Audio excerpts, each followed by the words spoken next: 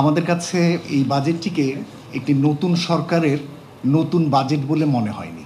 আমাদের কাছে এই বাজেটটি মনে হয়েছে যে নতুন সরকারের একটা পুরনো বাজেট।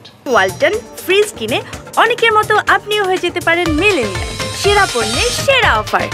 এবং আরও যদি সুস্পষ্ট করে বলি, একজন নতুন অর্থমন্ত্রী এবং একজন নতুন অর্থ প্রতিমন্ত্রীর কাছ থেকে আমরা যে ধরনের বাজেট প্রণয়নে যে ধরনের মুনশিয়ানা প্রত্যাশা করেছিলাম, সেই মুনশিয়ানা দেখাতে নতুন এই চিফ এক্সিকিউটিভস যারা অর্থ মন্ত্রণালয়ের দায়িত্বে নিয়েছেন তারা আসলে সেটি দেখাতে পারেননি।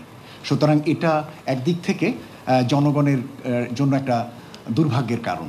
এমন একটা সময়কালে এই বাজেটটি যাচ্ছে যখন, যেটি আমাদের কথাতে আসছে এবং আপনারা প্রত্যেকেই খুব ভালো করে জানেন যে এই সময়কালে সামষ্টিক অর্থনৈতিক স্থিতিশীলতাটি আসলে গুরুত্বের সঙ্গে দেখবার বিষয়। তো সেই সামষ্টিক অর্থনৈতিক স্থিতিশীলতা দেখবার ক্ষেত্রে যেভাবে অস্টারিটি মেজার্স বা আর্থিক সংকোচন দরকার, সেটা যতটা না সাধারণ মানুষের উপরে চাপানো হচ্ছে, ততটা আমরা সরকারি ব্যয়ে আমরা এই জিনিসটা দেখছি না। এবং সেই জায়গা থেকে আমাদের প্রশ্ন হচ্ছে যে সরকারের ব্যয় সংকোচনটা কবে হবে?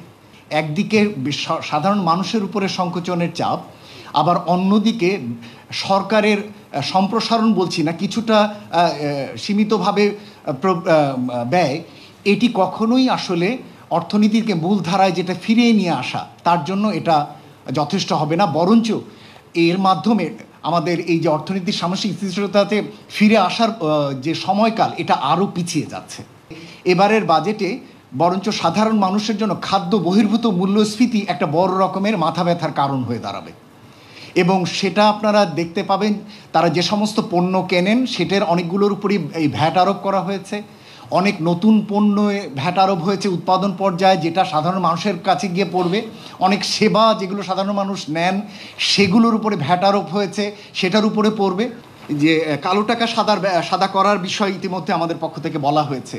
এ ধরনের ব্যবস্থাগুলো আসলে এক ধরনের প্রণোদনামূলক ব্যবস্থা। সরকারের হাতে এমন কোনো ইনস্ট্রুমেন্ট এই মুহূর্তে চালু নেই যেটা দিয়ে তিনি আসলে কালো টাকা ধরতে পারেন অটোমেটিক্যালি। সুতরাং সেই ধরনের একটা ইন্টিগ্রেটেড ফাইন্যান্সিয়াল সিস্টেম না চালু হলে এই ধরনের এই যে উদ্বুদ্ধ করা, প্রেরণা দেওয়া, কম কর আরোপ করা, এগুলো দিয়ে আসলে খুব বেশি লাভ হয় না। একজন প্রশ্ন করেছিলেন, সরকার কি এটা জানে না? তাহলে প্রতি বছর কেন এগুলো রাখে? সরকার জানেন এবং রাখেন। দুর্ভাগ্যবশত বাংলাদেশের রাজস্ব নীতি অনেক ক্ষেত্রেই এখন ব্যক্তি নির্ভর, কারো কোনো গোষ্ঠী নির্ভর রাজস্ব নীতিতে পরিণত হয়েছে। সুতরাং সেই জায়গাগুলো কিন্তু আমাদের এই সামগ্রিক এই রাজস্ব আদায় এবং রাজস্ব সংস্কৃত যে সংস্কার, সেগুলোতে বড়ভাবে আঘাত ফেলে।